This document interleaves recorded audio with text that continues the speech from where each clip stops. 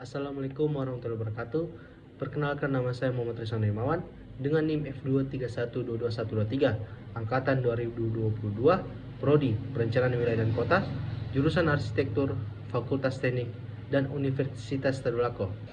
Di sini saya akan menjelaskan penerapan teori Kevin Lynch dalam penataan lingkungan di kawasan perkotaan yang terdiri dari 5 elemen pembentuk image kota secara fisik.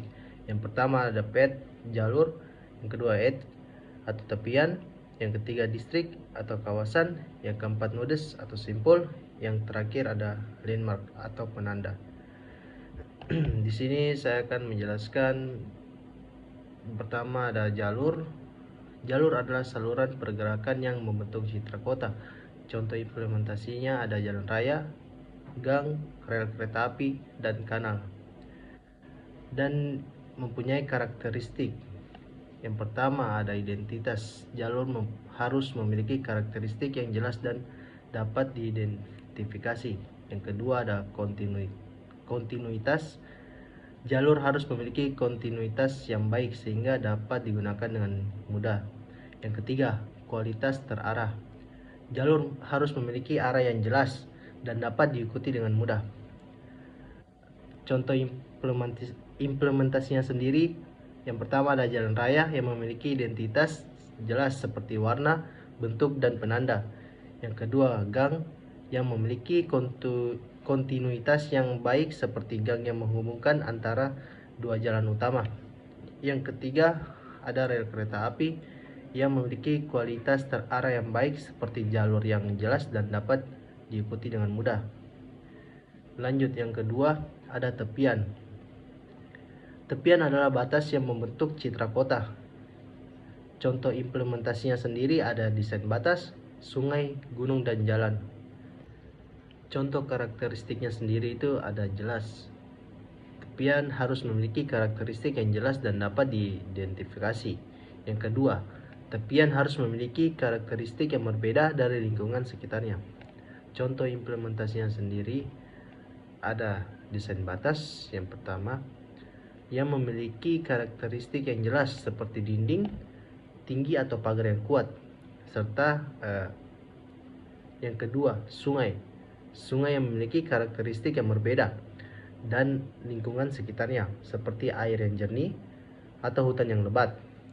Yang ketiga ada gunung yang memiliki karakteristik yang berbeda dari lingkungan sekitarnya seperti bentuk yang unik atau vegetasi yang khas.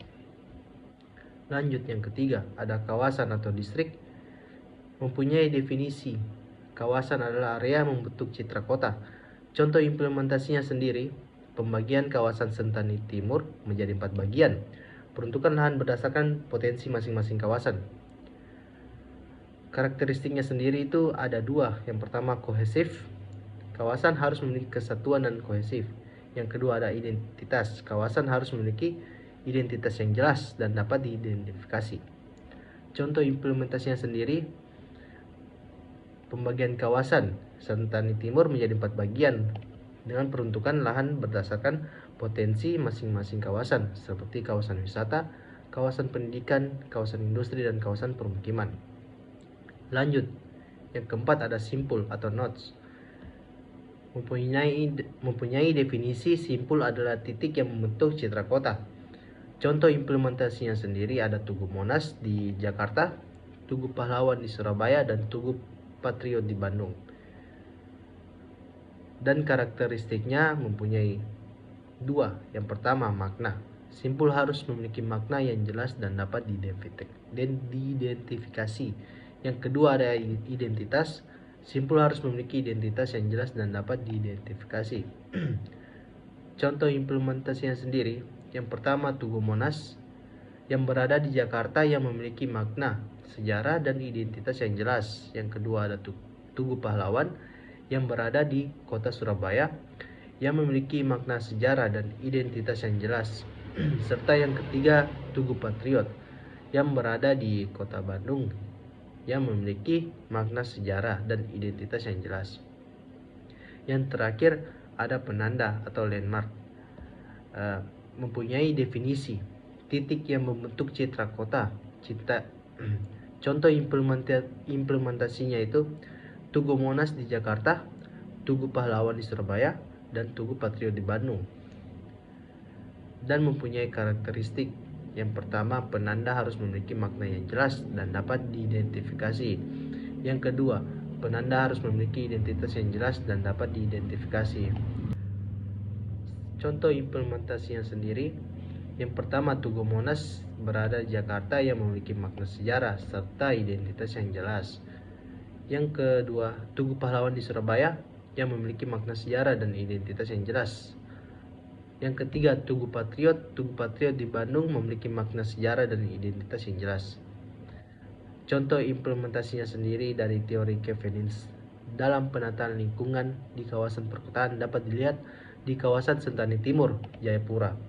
Dalam penelitian ini, kawasan dibagi menjadi 4 bagian dengan peruntukan lahan berdasarkan potensi masing-masing kawasan. Selain itu, penting juga memperhatikan dan menghadirkan nilai sosial budaya dan lokalitas dalam pengembangan wisata di kawasan Sentani Timur. Materi ini dapat digunakan sebagai dasar dalam pengembangan kawasan wisata Sentani Timur agar memberikan dampaknya sesuai dengan karakteristik wilayah kawasan Danau Sentani. Sekian dan terima kasih.